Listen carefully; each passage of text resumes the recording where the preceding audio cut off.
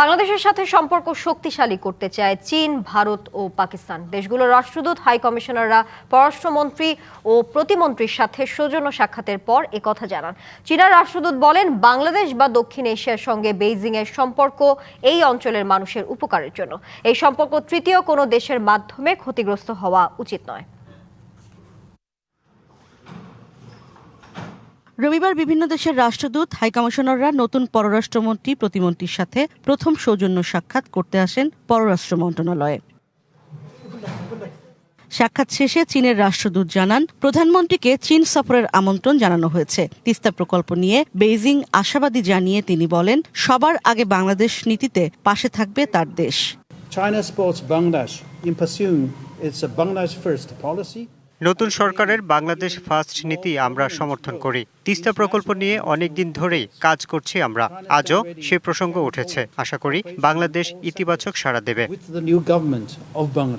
রাষ্ট্রদূত আরও জানান, বাংলাদেশ সহ দক্ষিণ এশিয়ার দেশগুলোর সঙ্গে চীনের সম্পর্কের ক্ষেত্রে তৃতীয় কারো হস্তক্ষেপ মানবে না বেইজিং।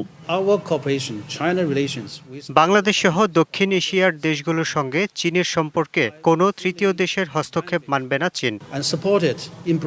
বিকেলে মন্ত্রণালয়ে আসেন ভারতের হাইকমিশনার। দুই দেশের ঐতিহাসিক বন্ধুত্ব এগিয়ে নিতে দিল্লির আকাঙ্ক্ষার কথা জানান তিনি।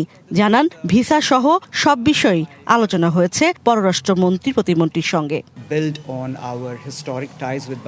বাংলাদেশের সঙ্গে ঐতিহাসিক বন্ধুত্বপূর্ণ সম্পর্ক এগিয়ে নিতে ভারত আগ্রহী। ঢাকা দিল্লি সম্পর্কের ক্ষেত্রে জনগণ কেন্দ্রিক আলোচনা হয়েছে। এর মধ্যে ভিসা চালুর বিষয়টিও রয়েছে।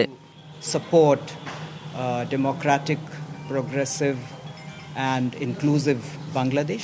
এরপর সৌজন্য সাক্ষাতে আসেন পাকিস্তানের হাইকমিশনার ইমরান হায়দার। এর আগে সকালে সৌদি রাষ্ট্রদূত ডক্টর আবদুল্লাহ জাফর এইচ বিন আবিহা পররাষ্ট্রমন্ত্রীর সঙ্গে সৌজন্য সাক্ষাৎ করেন। ইশরাত জাহান উর্মি, ডিবিসি নিউজ, ঢাকা।